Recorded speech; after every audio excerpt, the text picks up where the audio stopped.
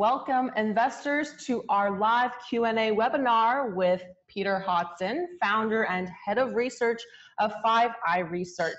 So before we get started, I'd like to remind all of us here that you can submit your questions to us via the chat box that you see on the right-hand corner.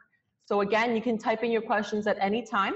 And if we don't get to it, don't worry, we do have a special offer for our SmallCapPower viewers to be able to access a 30-day free trial so that you can submit your questions to Peter at the end. Let's get started. So Peter, thank you for being here with us. My pleasure. All right, so we have had a number of questions sent in by email and by, of course, Twitter. But the first thing that I want to ask you is about Boyd Group. So it was sent in by your subscribers, and he asked, on SmallCapPower, the past performance of Boyd Group did go up 651% since 5i did cover the stock.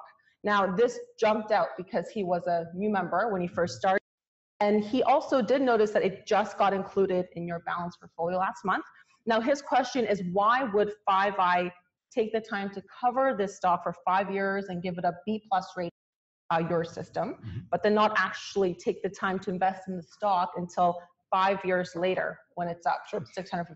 It's a great question because there's so many aspects to the question. So in our balanced portfolio now for 5 years in a row, and we're kind of protective of what goes in there. I mean, like when something goes in the balanced portfolio, we really, really don't want it to screw up. I mean, not everything works perfectly, but so far so good.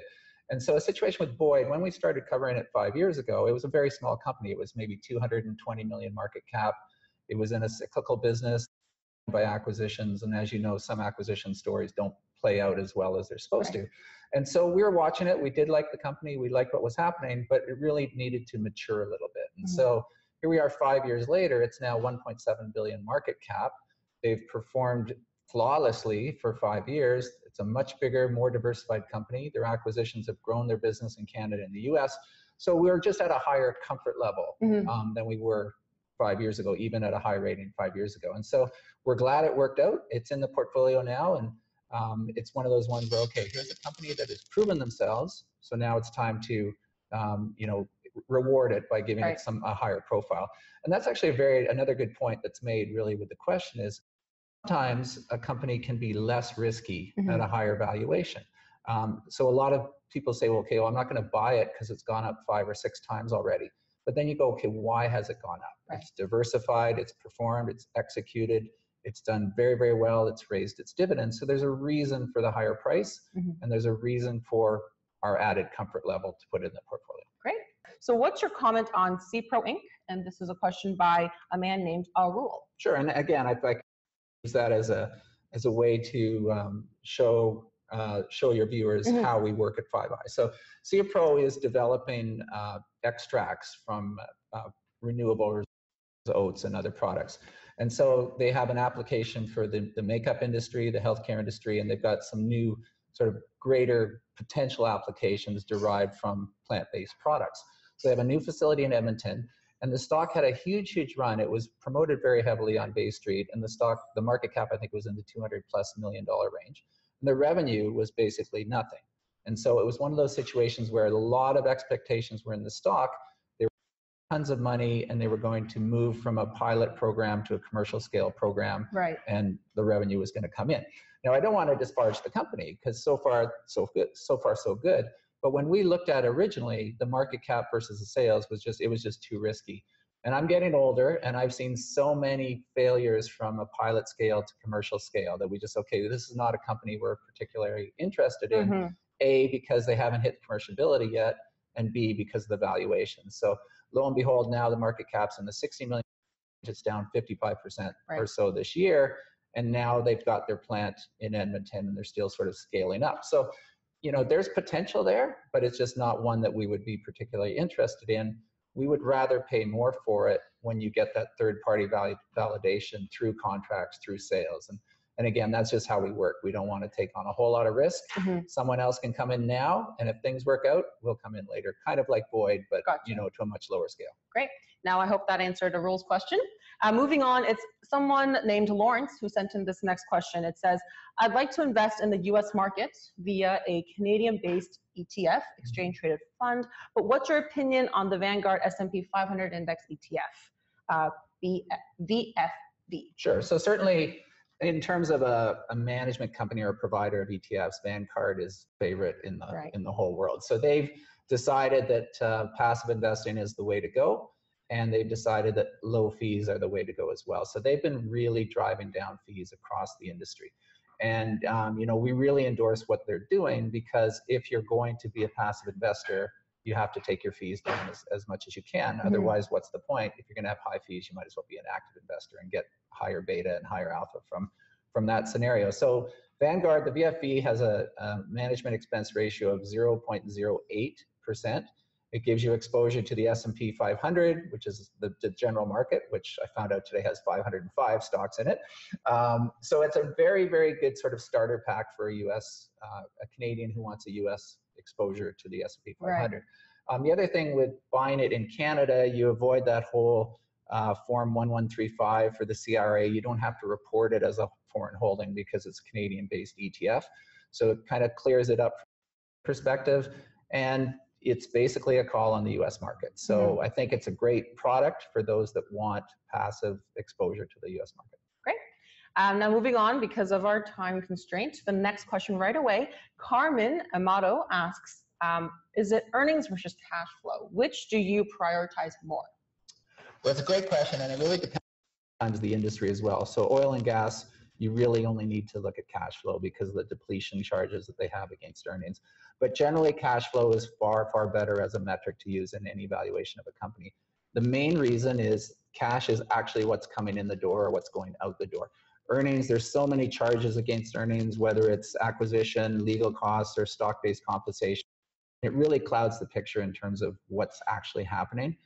Earnings can be manipulated much more than cash flow, and cash is the in and out, what's coming in, what's going out. So we far prefer looking at the actual cash flow levels. And especially with a dividend company, you should always look at the cash flow over earnings to see if that dividend can be maintained. And now going off of that, what generally drives the share prices, cash or earnings? Well, that's the adjusted earnings. So the analysts look at the adjusted earnings and they add back some of those charges that they might view as one time, or they add back stock-based compensation charges. So it's almost, you know, they're getting towards cash flow, but it's not quite a cash flow based scenario for most analysts. So certainly the earnings, the adjusted earnings level is still the thing that moves the stocks the most. Gotcha. Now moving on, Bob Chambers asked us, what are the best options for migrating one's portfolio from primarily Canadian-based securities to US-based? Sure. I mean, it's a great question. And I guess if you want to do it instantly, you do have to sell some Canadian names first. And we always recommend investors sell their losers first. Just trim, you know, cut the weeds out and support the flowers in your garden. If you're going to do it over a period of time, then you simply stop buying Canadian names and start investing in US securities or ETFs to build up the US side. Certainly you can start with ETFs. As we mentioned, there's lots of good products out there at low cost. And then as your portfolio grows, then you can go into individual stocks to try and get more sector representation or some of the perhaps of research that you like. So it's really just a gradual process. For Canadian investors, because you have Canadian income and there is a currency impact, and if you've noticed the Canadian dollar is doing very, very well recently, you have to be cognizant of that. You don't want to sort of shift it all to the US if you're going to have Canadian dollar expenses, because the currency can change your returns quite dramatically. So I would do it over a period of time. And in general, we suggest 25 or 30% US exposure. Right. Well, he's actually saying that he's been struggling with how to increase exposure from 20% to 50%. Do you recommend that? 50% is pretty high. Again, it depends on his expense level and what his actual objectives are. But in terms of actually doing it, I mean, it's really just a matter of redeploying capital into the US market, be it ETFs or securities. So it shouldn't be that difficult to double your weighting. Again, if you're selling names, sell the losers first, sell the small companies that don't have revenue, sell that one that you think is going to break even one day, because break even is not a good investment strategy, and then shift it all towards the US. Gotcha. Now, moving on, named Don Citron gave us a question, and he said he'd appreciate your view on both Helios Medical Technologies and also Grand West Transportation Group. Sure. So Helios, we don't follow it too closely, much the same with SIA Pro in terms of what's happening there. So the market cap of Helios is about 250 million. It's got a lot of support from other people in the business, and it's really driven up the market cap. They don't have that much in cash. They raised a little bit of money recently. I think the cash is less than 10 million, and their revenue is, again, effectively zero. So they're developing a system to help brain trauma. And there's a device that goes on the tongue, and I don't understand the medical science behind it, but I can tell you it's a 250 million market cap with effectively no revenues. Now, there's a big opportunity, and people like what they see so far, and it's got a good medical advisory board, and I don't want to say anything really wrong with it, but it's just a valuation. Again, when you show me that the trial results are working, and when you can show me that you're going to have a clear pathway to revenue and profitability, we'll be more interested. So right now you're saying you're not? Not particularly. Got it. Just too risky for us. Now, Grand West is completely different because they have contracts. They've done very, very well in their growth rate. They're signing contracts, a lot of municipal bus contracts, and a lot of people call it the mini New Flyer because they're really, really doing well in terms of contract wins. So you've shown that you can win the contracts. Now you have to show investors that you can make money, you can hit that growth rate. So we do like the company quite a lot. It is on the higher risk scale for sure, because this year could be make or break. If something goes wrong on the manufacturing side, then the growth rate may not be as much as people think it is going to be, but it definitely looks good right now. Great. Now, just going off on that, asked us what your favorite stocks are, maybe 1 to 3 stocks are at this time. Sure. I would have said Kinaxis until they reported their earnings. A little bit of a slowdown there, but Premium Brands is one of those boring companies that few people have heard about. Effectively, to dumb it down, they make sandwiches. And, you can't get any boring than, waking up in the morning and slapping together 10 million sandwiches. What's the stock symbol? PBH. PBH. Yeah, and they've done some acquisitions, and they've expanded their product offering. And it's just a pure execution story where they've just done it well. They serve universities, hospitals, facilities, things like that. And just sort of slow and steady, and with good acquisitions along the way. They've done a great, great job. Corporation is one that provides devices for elderly. So they do retrofits of vans. So if you can't get into your car, the wheelchair can now go into the van. They've made great acquisitions. One closed in the US recently. They bought Shoppers Drug Mart's medical division. And so there's a situation where management owns a very, very big chunk. The growth rate is in the 25-30% range, and it's still a relatively small company. The stock has done quite well recently. And then if you want something a little bit smaller, a little bit risky, there'd be Photon Control. Yes, and you've mentioned both Savary and Photon Control before. Yeah, I mean, it's a neat little that's involved in one tiny part of the semiconductor business. So for those who perhaps have missed some of the big semiconductor wins in the US, here's a company that's involved in that sector, and 95% of their business comes from the semiconductor business. And that's just a wave that they're riding. The fact that they have no debt and a lot of cash on the balance sheet is kind of a bonus. And I think their growth rate last quarter was 83%. So it's impressive growth. What you'd like at 5i Research. Absolutely. Absolutely. No debt, lots of growth. So before we continue with the questions, I want to remind our viewers to submit your questions via the chat box. So you can just submit any sort of question you have for Peter right now, so you can get your questions answered directly. Okay, so now I want to hit up the next question. So one person asked regarding Gibson Energy, it's come off its high of late, big dividend, but it does have a high PE multiple. Is it worth buying at this point, or would it be better to, think it's just too good to be true? Sure. Well, from a general investment point of view, whenever there's a high dividend, you always have to do more work. Why is it an 8% dividend when everybody else is 5%? So Gibson falls into the energy infrastructure sector, and the whole group has kind of been very, very weak because people are worried about volumes and energy prices. So generally, Gibson and other companies, similar companies, they don't really care about pricing. The price of oil is almost irrelevant to them. They care about volume. But right now in the industry, investors are worried about lower prices causing lower volume. So there's less exploration, there's less production, there's too much capacity. And so, it doesn't really matter what the price is, but now it does. So it's a bit of a shift there. So Gibson, we don't have any particular concerns with Gibson other than the debt. So the debt level, because cash flow has been going down, I think it's close to 10 times cash flow right now in terms of total debt. And we sort of start to get very, very worried after about 2 times. So it's well beyond our comfort. I don't think the dividend will change or anything at all, but when you have an 8% dividend and stocks decline more than that, you've still lost money. And so that's, unfortunately, that could be said with a lot of companies in the energy sector. And with interest rates going up, they're less attractive to income investors. And the sector in general, investors are just kind of like, ooh, I don't want anything to do with it. But I think it's okay. It just wouldn't be a, pound the table type of scenario. Great. Now moving on, Carmine asked us another question. So she says, what are your thoughts on Tucows' growth profile? And also regarding debt levels, do you factor in both short-term debt due within a year along with long-term debt? Both at all debt, really. So you can get a situation where a company may have massive cash flow. And if you do some cash flow screening, you might come up with some names that look very, very interesting.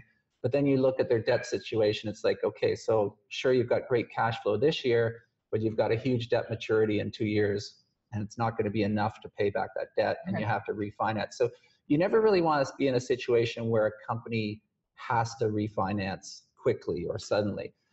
You don't want to be a victim of the market, because if the market is bad at that particular time and the company can't refinance, then the whole game is over. So, but you have to look at short term as well, because of course those obligations have to be met as well. So Tucows, we actually used to have it in one of our portfolios, and we sold it about 3 years ago because we thought it was overpriced. And of course, since then it just went crazy and took off.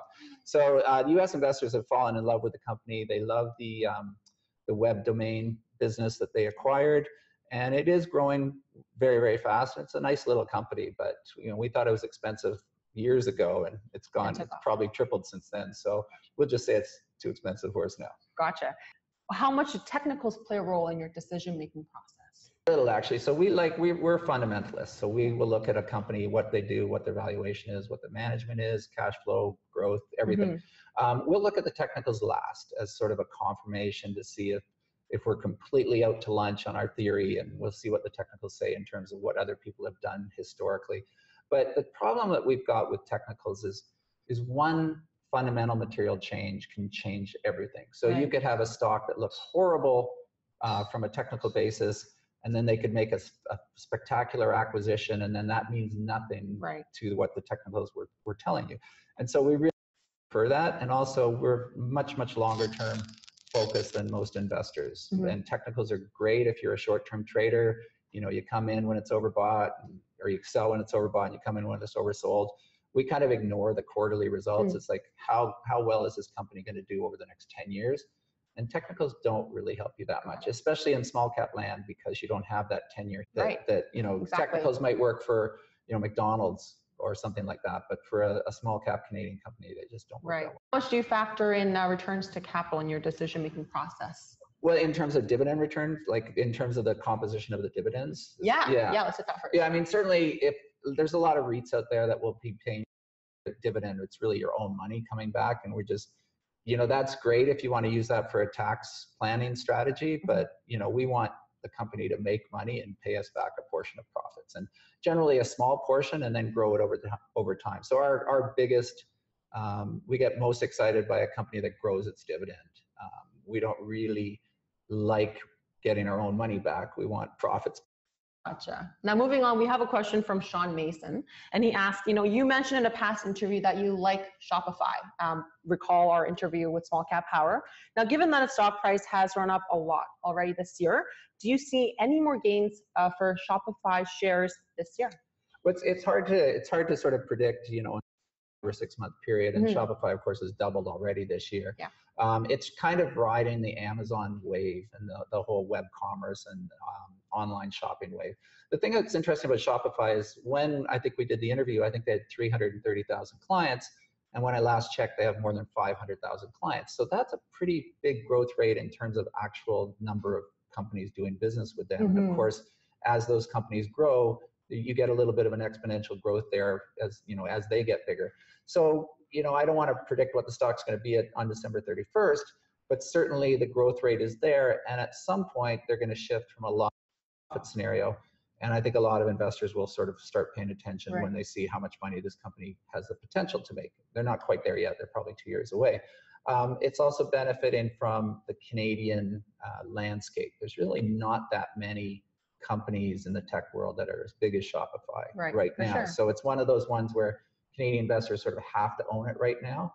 And as ETFs grow and as investing comes in, it's going to have a natural buying bias towards it. Now you mentioned the e-commerce sector. I read recently that food is kind of the last area where it's not hit the e-commerce market. Do you see it ever being able to capture us, right? Or like example, like Good Food Box, or what is it in America? They have meal kits that people can send over to homes. Do you think they'll ever take off? A lot will depend on how Amazon plays out. I mean, Amazon's brilliant at distribution and price gouging, or lower prices. And so I think it's a situation where there is a market there, but the problem in that business has been quality and deliverability, and also price, of course. And everyone sees it as a great solution to a busy consumer, but it's too expensive, it's too slow, and it's not good enough. So if they can solve those three problems, then I think that's a big industry.